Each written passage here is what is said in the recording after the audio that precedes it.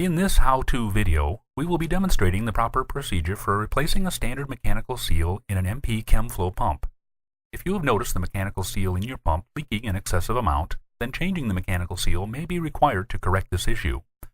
During the video, we will show both the disassembly and assembly procedures, and we will start this process at the point in which the pump has already been removed from the system. Disassembly. Loosen the drive sleeve clamp bolts. Remove the pedestal assembly by loosening and removing the 4 bolts that attach the pedestal assembly to the adapter. Lift the pedestal assembly up and away from the drive sleeve and adapter. Remove the drive sleeve clamp from the drive sleeve by pulling the drive sleeve clamp off the end of the drive sleeve. Remove the pump adapter by loosening and removing the 4 bolts and lifting the adapter up and pulling it away from the housing. Remove the impeller drive sleeve assembly and the rotating element of the mechanical seal by pulling it out and away from the housing. The stationary seal face can now be removed from the adapter by turning the adapter over and using a piece of wood or screwdriver on the driver's side of the seal face and driving the seal face out of the adapter bore by gently tapping on the end of the tool.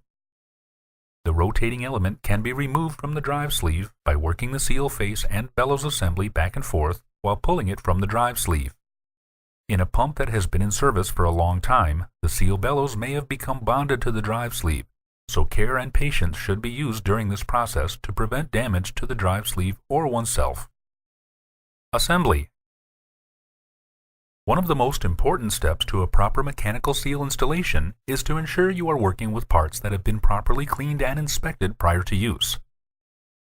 Items that should be cleaned and inspected are the drive sleeve. The drive sleeve should be clean and free of burrs, corrosion, grooves, nicks, or pits that can provide a leak path around or under the elastomeric bellows or damage the bellows during installation. Scotch-Brite or similar cloth can be used to clean the drive sleeve and remove any minor imperfections prior to reassembly. Seal bore. The seal bore in the seal housing or adapter should be free of corrosion or pits that would make it difficult for the elastomeric cup or O-ring to seal the bore. The mechanical seal. Faces should be checked for cracks or chips that would prevent the faces from having a smooth, flat mating surface to seal against. The elastomers.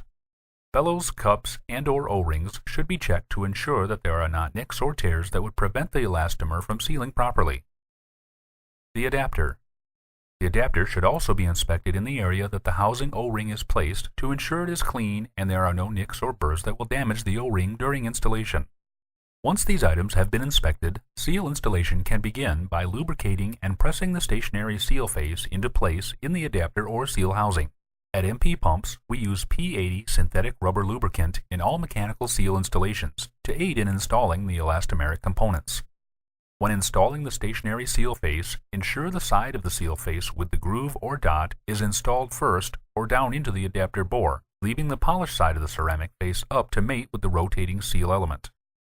Installing the rotating face on the drive sleeve will require lubricating the elastomeric bellows and the drive sleeve with synthetic rubber lubricant, and then pushing the rotating assembly into place with the carbon seal face up away from the impeller.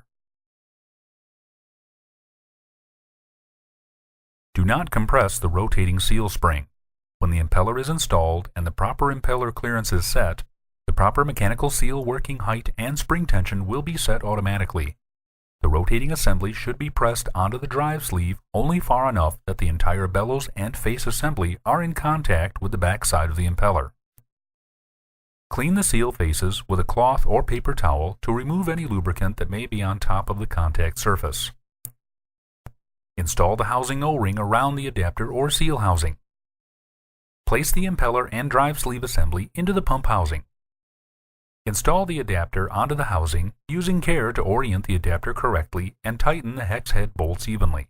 When doing this, use caution not to contact the drive sleeve end with the stationary seal face. Doing so may damage the seal face. Install the drive sleeve clamp onto the drive sleeve and center the drive sleeve clamp on the exposed portion of the drive sleeve. At this point, we are simply installing a Chemflo pump pack onto a pedestal bearing unit.